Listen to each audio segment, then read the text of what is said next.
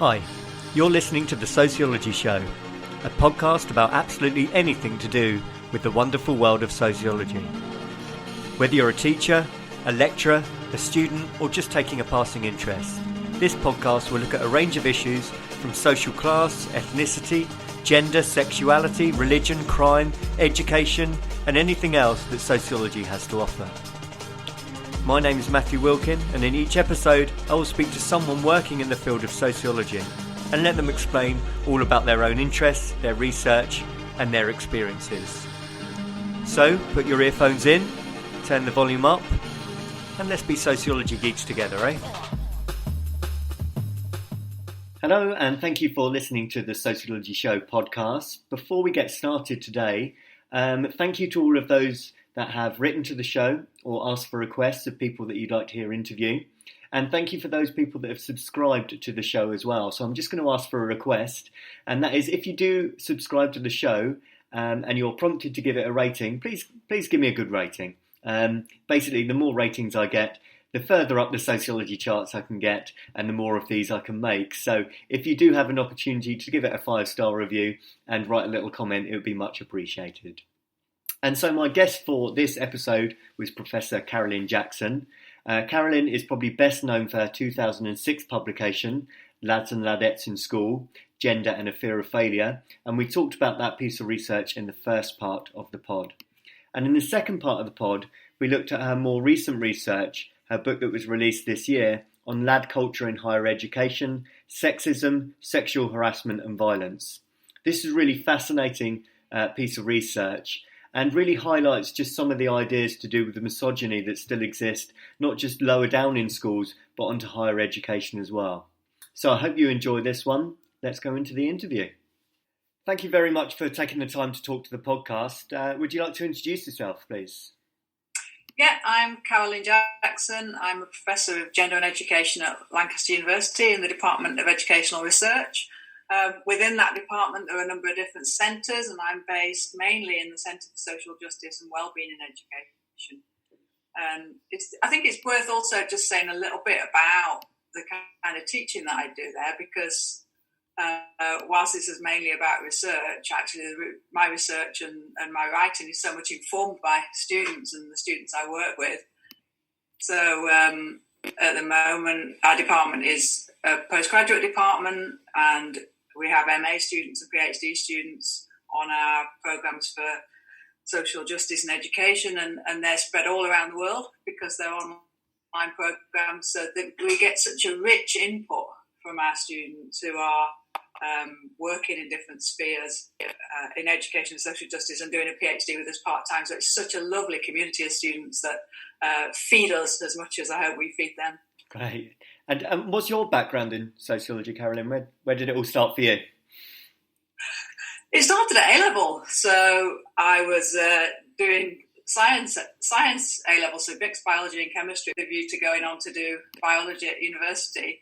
And then I did sociology A-level and just loved it, and just really, really shifted the way I thought about things, and particularly interested in gender even at that point. Yeah.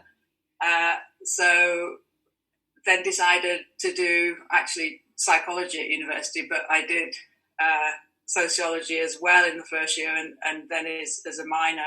So my work is very much influenced and crosses sociology and social psychology, and that's, I think, what's been a feature of my work for a lot of the time. Although I have to say I've kind of gone more towards sociology than psychology as the years have gone on. And when you did A-level, you mentioned you're interested in gender. Was there any particular theories or sociologists that really grabbed your interest at the time? I think more since then. I mean, I don't think there's anybody in particular I want to single out, partly because there's such a rich community of scholars, especially in gender and education, and there are so many people, feminist scholars in gender and education, that have been so influential to my work and supportive of it, and who have been such supports that I wouldn't want to single anybody out in particular. Yeah. But yeah, there's a great field of scholars in that area that are have really taken forward work on gender and education and the sociology of education. Some of whom you've interviewed in your podcast. Yeah.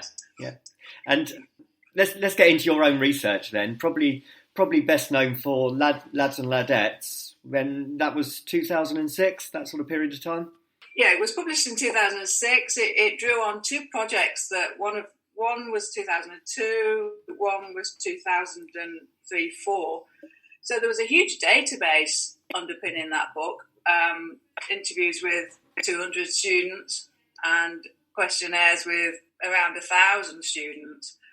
And it was all started really by this notion about boys' underachievement and this kind of huge moral panic really about boys underachieving at GCSE in particular at that time. And that's the whole notion of boys underachievement has been really problematised by feminist scholars, including me, and rightly so, because it's not a simple picture that boys were or are still underachieving. There are many factors that you need to consider in that. Many boys do really well, many girls don't do well, so things like social class, ethnicity feed into that as well, and we need to think about it. So it's not a simple picture. But at that time, there were concerns or claims that boys were doing less well at school because they were behaving lavishly. Yeah. And that meant that it was seen as more cool to mess around and to just be a kind of class clown rather than to take their work seriously. So Lads and Ladettes was really about trying to explore that, but not just among boys, because I was really interested to think, well, is this an issue for girls as well? Yeah. And just for clarifications, how do you define lad culture or ladism? Okay, so that's an interesting question. So what I was interested in really was how the students and the teachers themselves defined it. And in relation to secondary school, it's defined differently to how it's now seen in higher education, which we'll talk a bit about later. But at that time, it was seen to be characterised by, as I say, in relation to boys, around messing around in class, being a class clown, being disruptive. Really central to it was this notion that it's not cool to work hard, that academic endeavour is just not cool and is to be avoided. Sexism came into it as well, in some cases kind of drinking and emphasising the social sphere. But certainly it was about this discourse that it's uncool to work hard in school. And that's what the government were highlighting as a concern at that time. Is it something that's always been around, though? You can go back to sort of Paul Willis's study in the 70s where he talks about the lads. Did it become more defined in kind of the 90s and into the new millennium, do you think? I think it has shifted. So Paul Willis's work, really important, was suggested that lad culture was associated mainly with white working class boys. Yeah. In his study, certainly. And then Becky Francis argued through her work that actually, as time had moved on, lad culture had shifted and was much more, was broader. So it wasn't just associated with working class boys. It had been kind of taken on by middle class young people as well. Yeah. So it has shifted over time, and I think it's shifted again more recently as we've started to see concerns raised about it in higher education. It seemed to be really defined, didn't it? I was at university mid-90s, and you had FHM magazine loaded, men behaving badly, fantasy football on the TV. It really became defined, didn't it? That whole idea of ladism.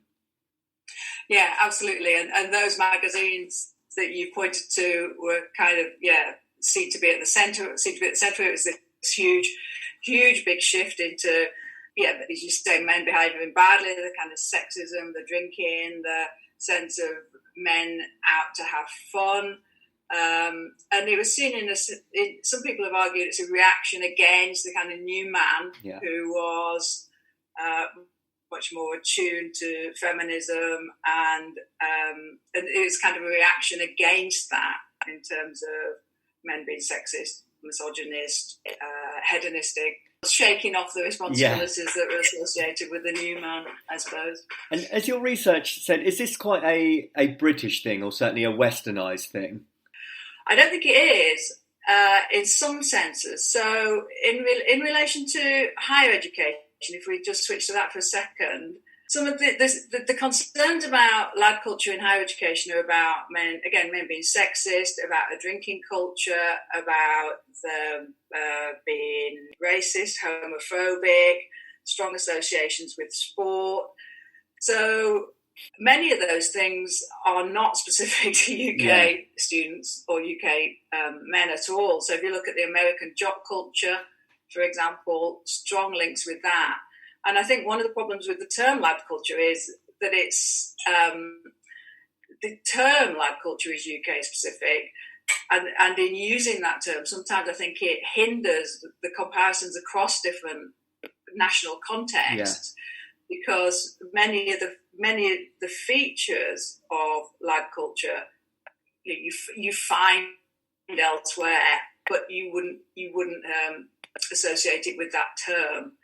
So, it's not UK specific, although I think, we always need to be mindful that national and international contexts are important and inflect things, but it's certainly not specific to the UK. And when I presented talks around the world, I often get people saying, well, I can relate to that in relation to our cultural, national context and so on.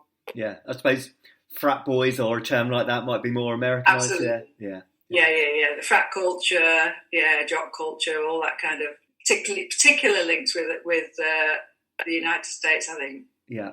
The reason I ask that is I work at an international college. The makeup is mainly Asian students. I showed them an episode of Geordie Shore. They were shocked, really shocked. Yeah. And focusing on ladettes a little bit more then, when were you first aware of that kind of term, that idea, and ladette culture emerging? I think that was the mid-1990s, wasn't it, when that was at its peak in terms of representation in the press, so associated with Sarah Cox and Denise Van Outen and at that time. So, so there were, I think that was when it became particularly prevalent in the press. And what was interesting about that was that ladettes were just demonised in the press. Yeah. They were really slated.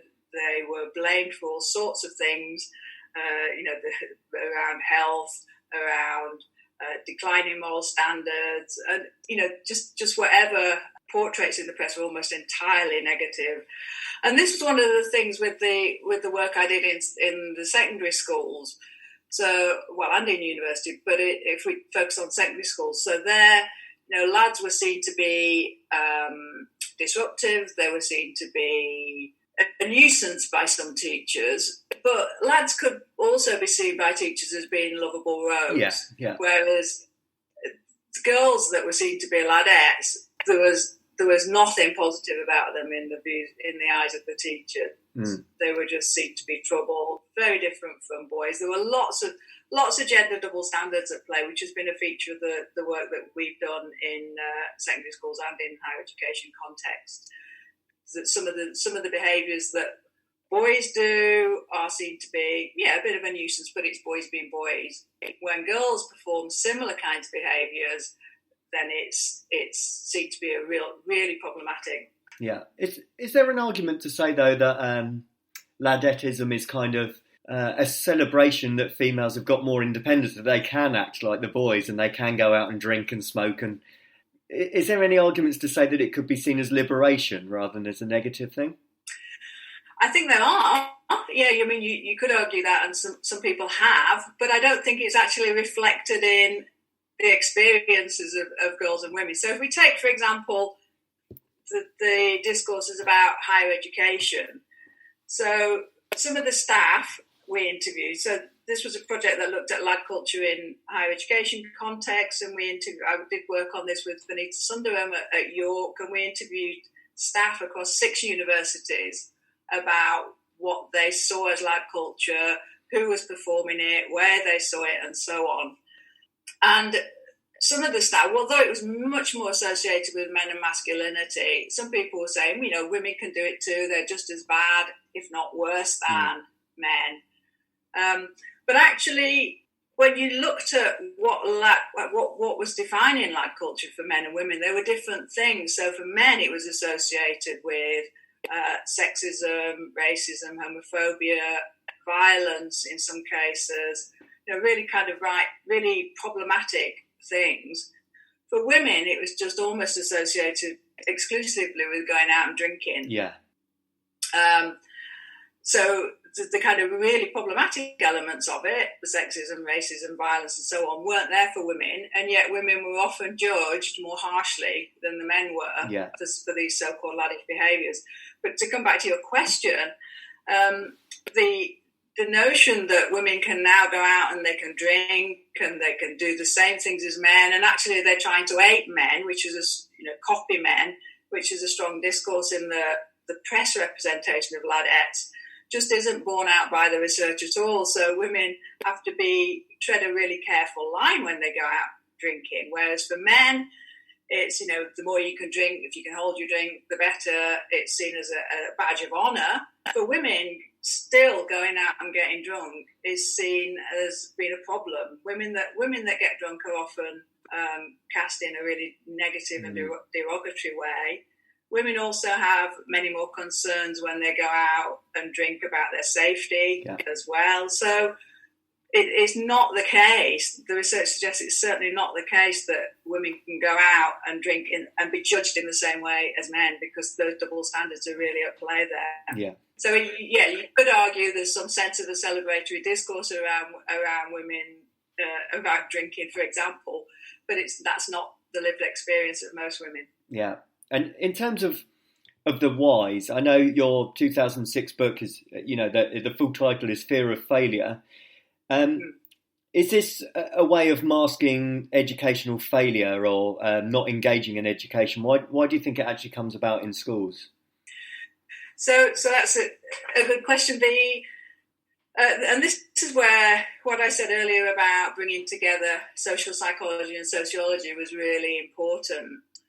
So the kind of key question for that book was really to try to understand patterns of behaviours and attitudes that were described as laddish. Why is it that these laddish behaviours are attractive to young people?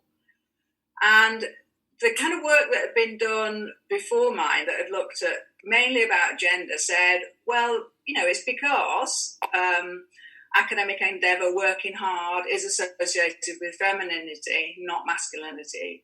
And for boys, it's not seen to be cool to work hard. It's not seen to be cool to be a swot. It's all right for girls, but it's not for boys. Therefore, boys want to avoid looking like they're working hard because they don't want to be seen to be girly. Yeah. And that is an important part of it.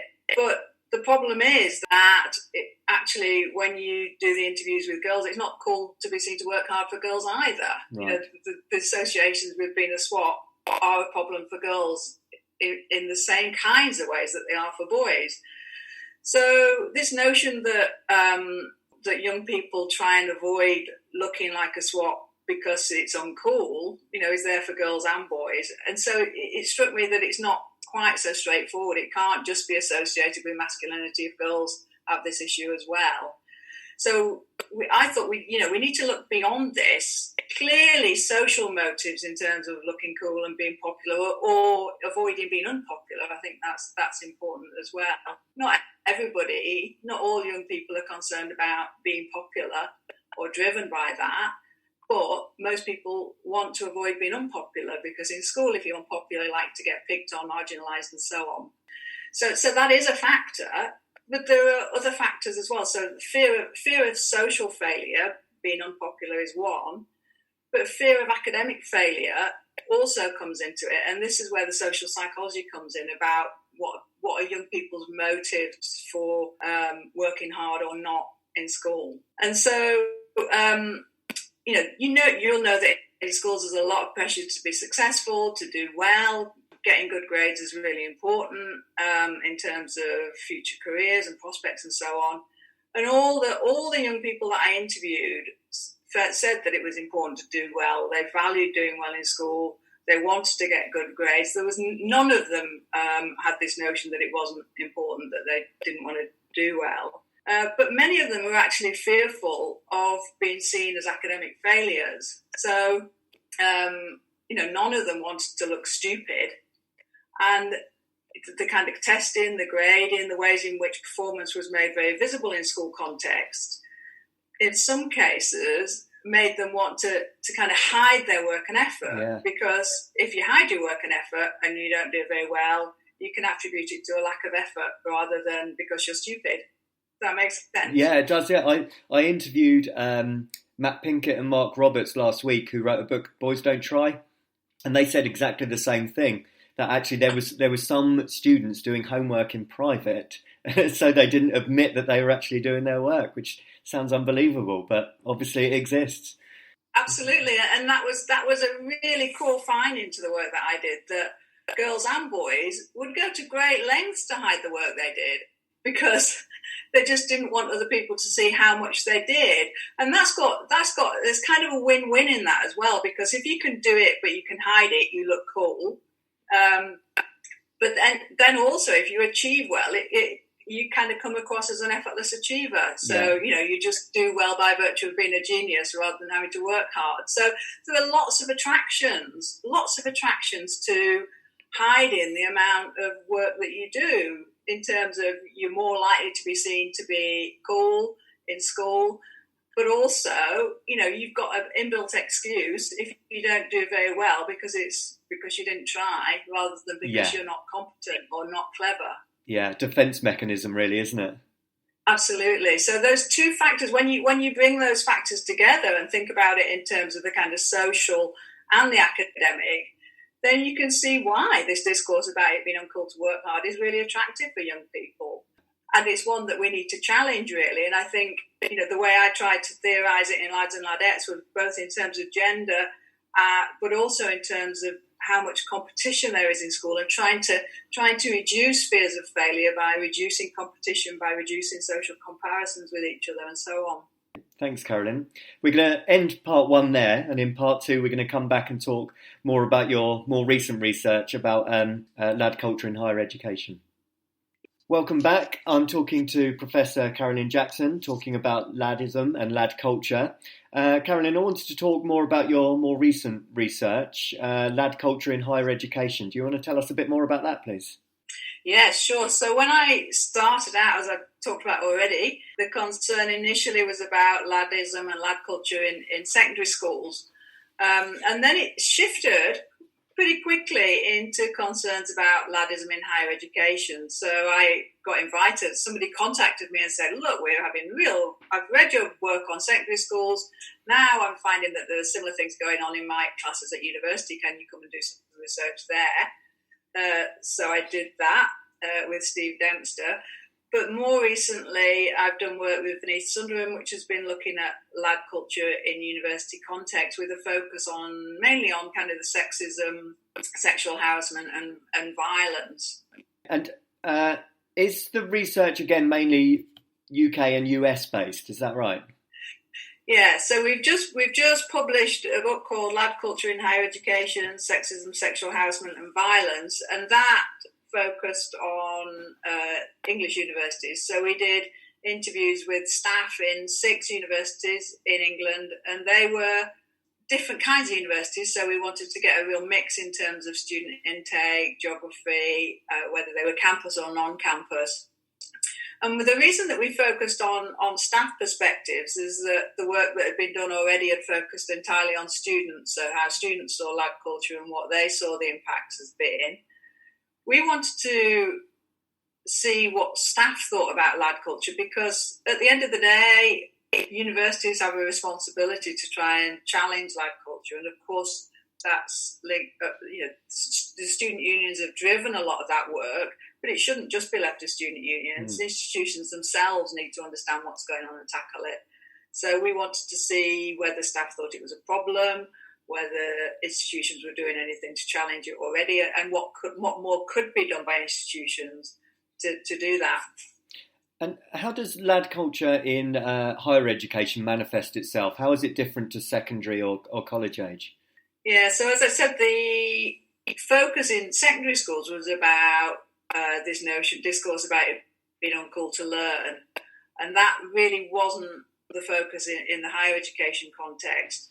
There, the concerns in the press were about sexism, about rowdiness, about men going out and drinking a lot. It was particularly associated with sports teams. Yeah. So there were some really high-profile cases in the media about rugby teams chanting on buses and so on.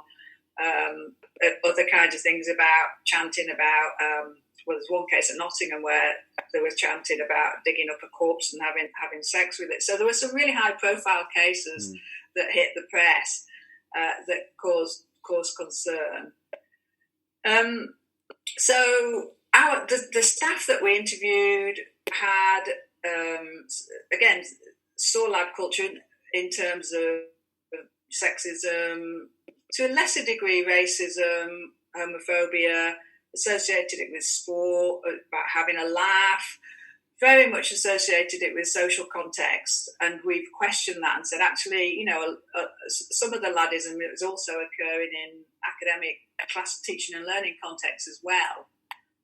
And if you only look for it, if you only associate it with social context, sports teams and so on, then you actually miss a lot of the problematic behaviour that's going on elsewhere, the kind of everyday instances of sexism, because you're not actually focusing on that, if that makes sense. Yeah, and I think in one of your YouTube videos that I saw, you said this is kind of typified by Unilad, the online website. What sort of things have you seen on those sites that it's quite disturbing? I think one of the high-profile things when Unilad in its first incarnation, before it was closed and restarted, was very much about rape discourse. There's a high-profile example in there of a kind of rape-promoting kind of language, which was just so problematic. So these kind of rape culture jokes, so-called jokes, they're not jokes at all. I think that was typified the kind of Unilad misogynism and sexism.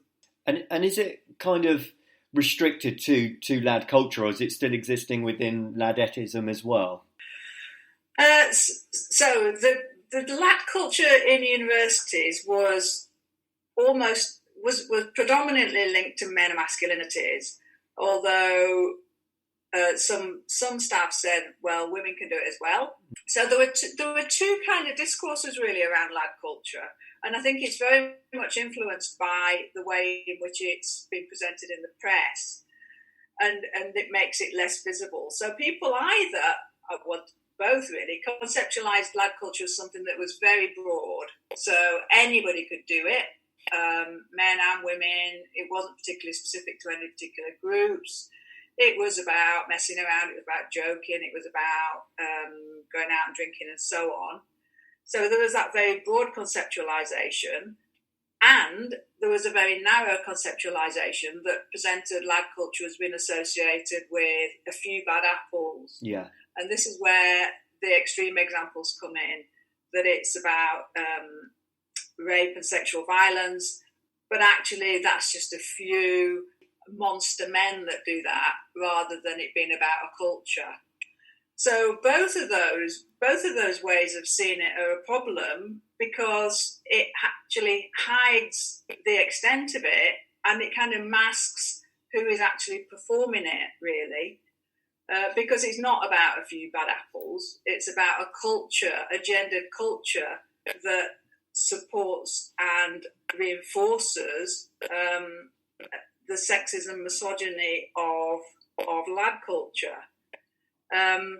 So actually, when we analysed what staff were saying, in general, it was more associated with privileged white men,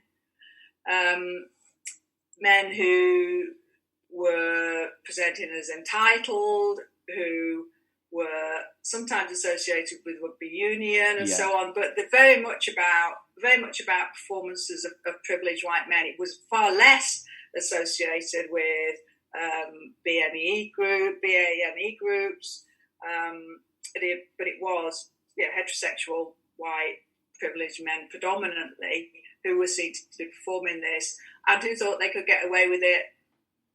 There were no consequences because parents basically will bail them out of it. You know, they could go trash a bar, but they get their parents to pay their way out of it. Yeah. So would you say it's kind of become normalised then? Lad culture is just a normalised part of society as well as university.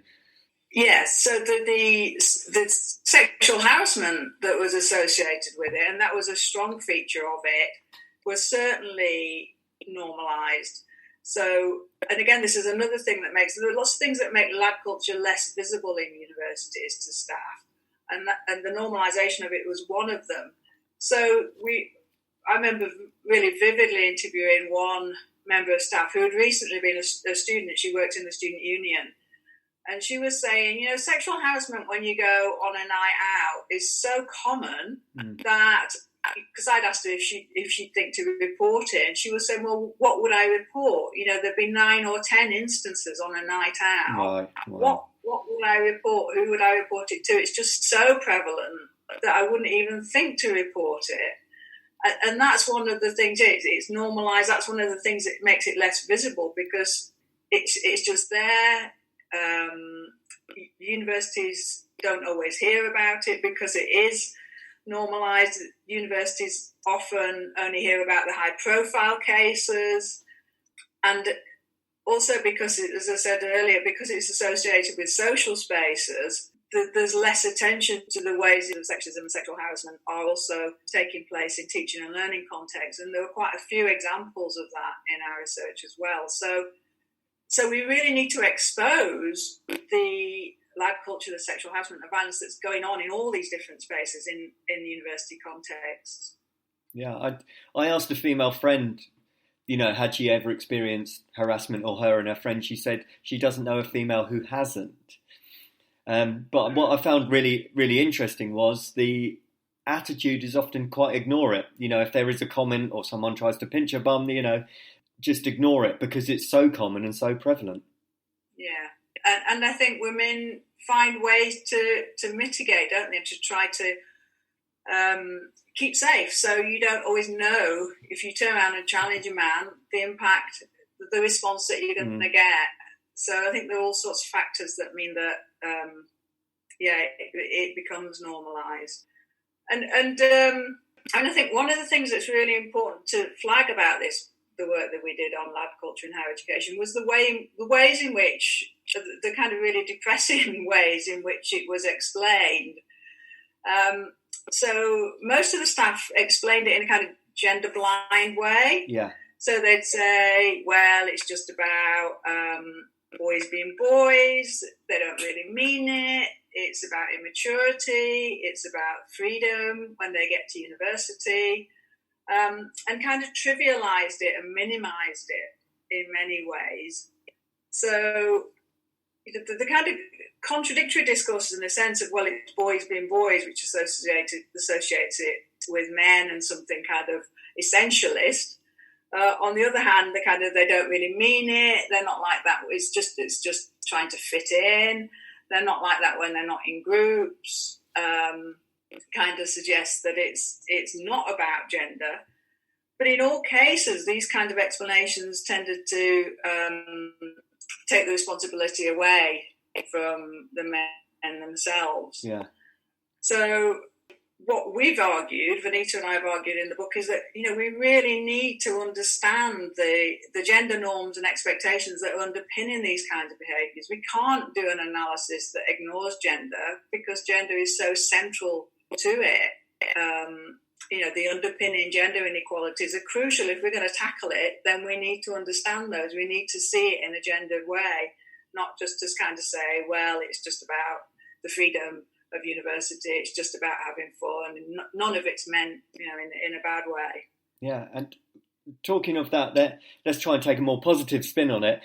There are some universities trying to do something about this, right? I know my local university, Sussex, has had some campaigns. So what are you seeing in terms of those trying to deal with the issue? Yeah, absolutely. I mean, Sussex has been, the work there's very much been driven by Alison Phipps's great work on lad culture. Yeah. And absolutely.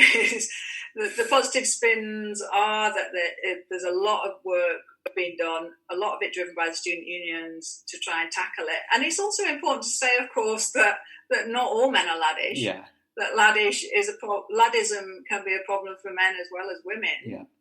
So that's really important to say. There have been lots of different initiatives. So, for example, zero tolerance initiatives, poster campaigns, lots of things that have been driven by student unions that are good around, the kind of consent workshops, those kinds of things. I think my worry a bit about that is that some of them aren't underpinned by a gendered analysis. So some of the bystander intervention, for example, that's going on in some universities, some of it's great. It is informed by gender analysis, but some of it is kind of still falls into that gender blind slot that I was talking about earlier. So initiatives are good. If they're driven only by the student unions, then there's a problem that they might not have the kind of continuity because student union roles change and they depend on the individual commitment of whoever's enrolled that year. So they can be short-lived. Not always, but they really need institutional backing and institutional support to make sure that they are long-lived and they're not just about the interest who's in the student union role at that time. So the institutions need to take responsibility for this as well, and they need to do things that aren't just about the student union taking action. Yeah, and is your research showing that there is a move away from laddism, or is it actually increasing?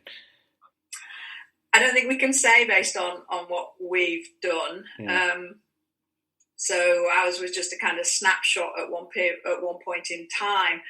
And we often get that question about whether it's increased. Has it always been there? Yeah. Has it increased? It's just really difficult to answer. I think changes in form depending on the time. So, social media now has a huge role in terms of the way in which laddism is performed in a way that it wouldn't have done 20 years ago, for example. So I think it shifts in form over time, but I couldn't say whether it's increased or decreased. Yeah. But certainly the initiatives you would hope would start to have an impact. But I think it's a bit early to say. Thank you. Where can people read more about the study? Okay, so we've just published the book, Lab Culture in Higher Education, which is published by Routledge. So you can access that online. Or we've also got an article in Gender and Education. So if anybody wants to follow these up, you can look at my website. If you just Google Carolyn Jackson Lancaster, that'll come up and the publications will be there. And then the stuff around secondary schools is in Lads and Ladettes in School, and there's the book and there's various articles as well that relate to that work. But my website's probably the best place to go. Great. And people can follow you on Twitter as well? Absolutely, yeah. I think it's Carolyn P. Jackson on Twitter, at Carolyn P. Jackson. Fantastic. Thank you very much for your time today, Carolyn. I really appreciate it. Pleasure. Thank you. And it's a great series you're doing. Lovely. Cheers. Thanks, Carolyn. Thank you for taking the time to listen to the podcast. If you would like to contact the show or be interviewed, then please email the sociologyshowpodcast@gmail.com.